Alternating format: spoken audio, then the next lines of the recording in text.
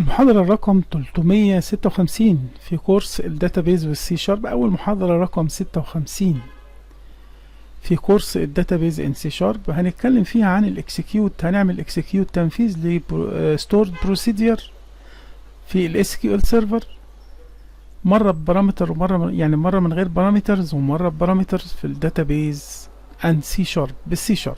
ازاي نستدعي الستورد بروسيدير وننفذه ونعمل ملء بيه للداتا جريد فيو او غيره، يعني مرة اذا كان ليه بارامتر ومرة اذا ما كانش، يعني اجراء مخزن في سيكوال سيرفر وسي شارب. هنبدأ نخش في الاجراءات المخزنة، يعني اجراء مخزن يعني هننفذه في موجود في السيكوال سيرفر، هننفذه باستخدام السي شارب. افكرك بس ان الحاجات دي احنا خدناها في الكورس بتاعنا اللي هو تعلم باحتراف مايكروسوفت سيكوال سيرفر، كان 45 فيديو. الملف رقم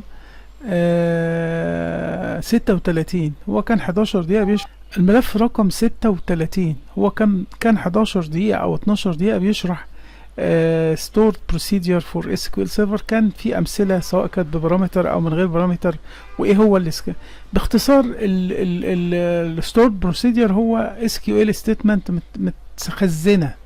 متخزنة في stored procedure، وكان سواء كان ليها بارامتر او ملهاش بارامتر، المهم متخزنه بقدر استدعيها من غير ما اكتب ولا جمله SQL statement. طب تعالى نشغل السيكوال سيرفر اهو. انا عندي الداتابيز اللي هي اسمها سنتر اللي احنا شغالين بيها، اللي عاملين عليها كونكشن. عندي فيها لو دخلت على ادي الداتابيز سنتر اللي احنا عاملين عليها كونكشن في الامثله اللي فاتت. الداتابيز سنتر دي هي فيها مجموعه من الجداول. احنا كل اللي اتعاملنا معاه جدول الستودنت اللي هو فيه الاي دي والنيم والسيتي بس اللي عمالين نشتغل بيه، ما اشتغلناش بالداتابيز كلها يعني. فعملنا في البروجرامابيلتي دي هنا في ستورد بروسيدر، هنلاقي فيه 2 بروسيدر، واحد اسمه ستودنت ان كايرو، هو طبعا مش ان كايرو، هو اول ستودنت يعني، بس انا كنت سميته كده يعني. واحد تاني فيه بارامترز، ده ما فيهوش بارامترز، ده فيه بارامترز. هنشوفهم طبعا يعني ايه. واحد فيه عبارة عن select all student يطلع النتيجة دي select all student، يعني ده بيسلكت كل الطلبة اللي موجودة في جدول التيبل. اما التاني ده بدخل له المدينة، اقول له where city equal كذا، فاقول له add city، البارامتر بتاعه add city. اما البارامتر بتاع الاولاني ده ما فيهوش بارامترز stored procedure، ممكن احنا نتفرج عليه. لو قلت له modify جاب لي الستورد بروسيدر اللي اسمه سنتر ده، بقول له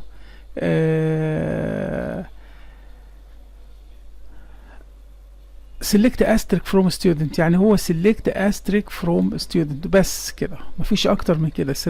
اختار كل الستودنت. اما التاني اللي هو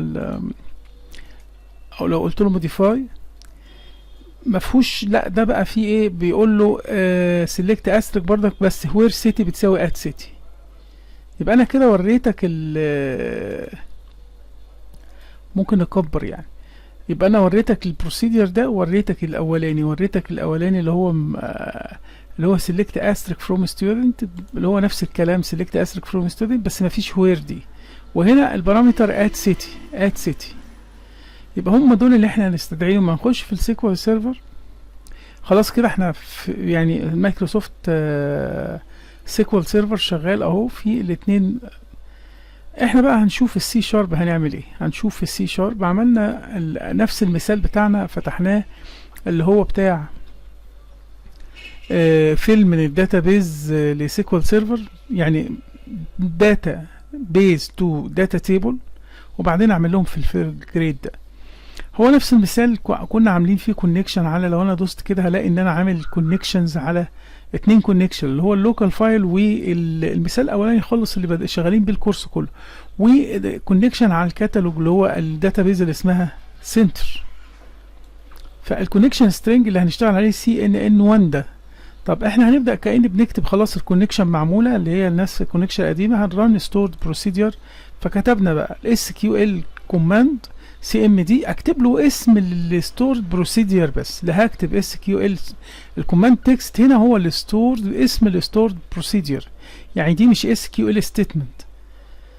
فلازم ان انا اوضح له الموضوع ده. والكونكشن CNN1 لازم اوضح له ان انا بكتب مجرد اسم الستورد بروسيدير زي ما انت شايف كده، ادي اسم الستورد بروسيدير اهو، ده في الاولاني وده في التاني. لو قلت له الاولاني اللي انا بعمله ايديت اعمله موديفاي اهو، واكبر بس الشاشه كده اخليها 150 ولا بتاع، فاسمه ايه؟ اسمه student in Cairo underscore 001، اللي هو عباره عن ايه؟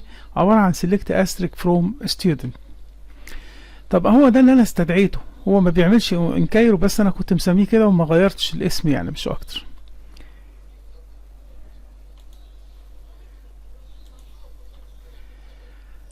طب احنا عايزين نعمل ايه برضك؟ دي حاجة كويسة قبل ما نخش كده ونقعد نتكلم. لا احنا عايزين نعمل ايه؟ انا عندي البرنامج بتاعي ده اهو، في حاجتين، في ايه؟ حاجتين. ان انا اقول له ران ستورد بروسيدير، فهيشغل الستورد بروسيدير الاولاني اللي من غير بارامتر، ويظهر لي فتح الكونكشن، قفل الكونكشن، عرض نتيجة كل الجدول ده، بس مش SQL ستيتمنت، لا ران ستورد بروسيدير.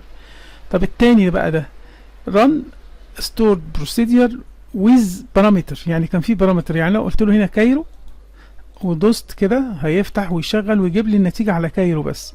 لو قلت له طنطا هيجيب لي الناس اللي في طنطا بس.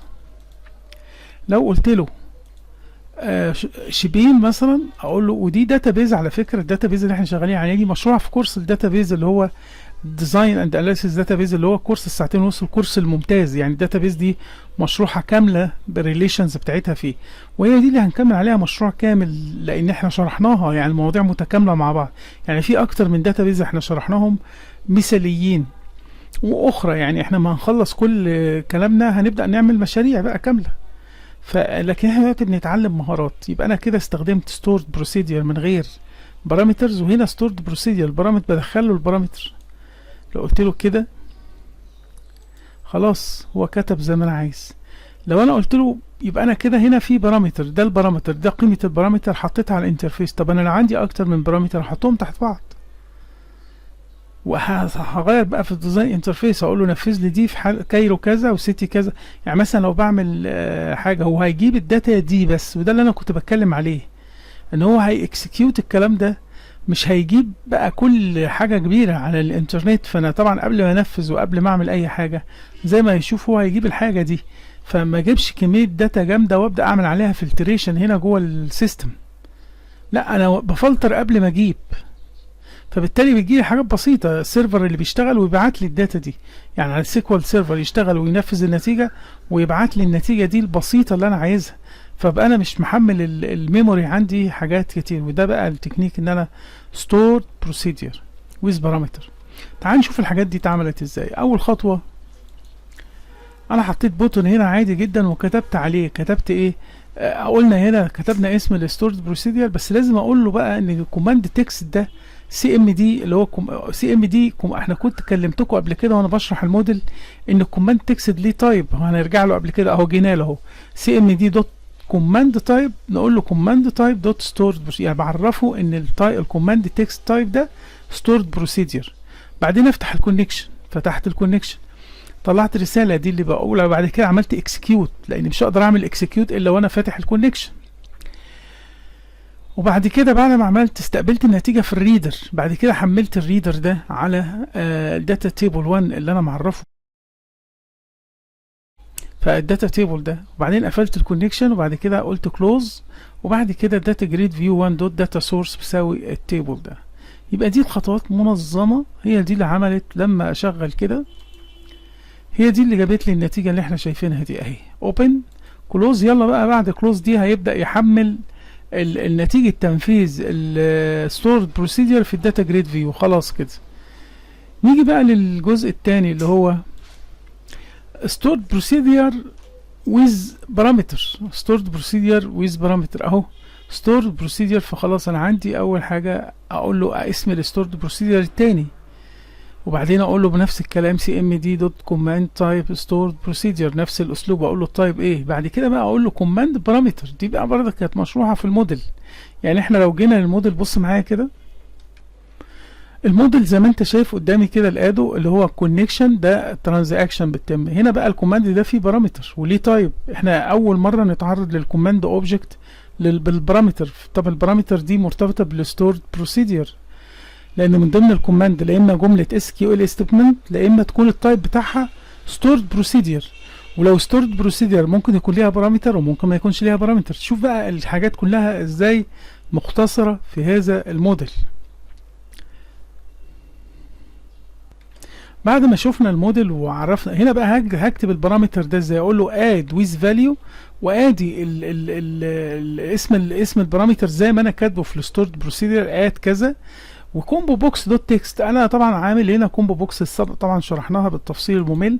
كومبو بوكس 1 اخد التكست اللي انا اخترته فيها، ممكن احط هنا ديفولت فاليو، يعني عشان لو حد مثلا يعني اخد مثلا كايرو مثلا، هي دي الايه، اخد في كوليكشن كده، ده الستور، ده الكومبو بوكس، اخد كايرو كده. ممكن اعمل حاجه ظريفه ان انا اقول له ان التكست بتاعها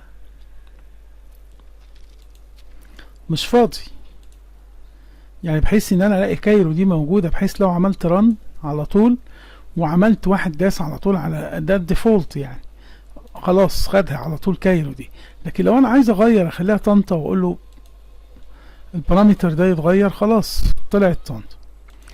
فارجع تاني للبوتون بتاعي ده الظريف، فادي السيتي، وادي يجيب التكست القيمه اللي هي بتاعه الفاليو. هو بياخد البارامتر والفاليو بتاعته. الفاليو دي هجيبها منين؟ هجيبها لا اما من تكست بوكس، اجيبها لا اما من كومبو بوكس، اجيبها من اي مكان حسب القيم اللي انا عايز اجيبها. بعد كده بعمل اوبن للكونكشن، بعد كده بشو المسج دي، بعد كده بنفذ واستقبل في الريدر. بعد كده بحمل الداتا تيبل بردك اهو، داتا تيبل كذا جديد، يعني داتا تيبل دوت لود ريدر.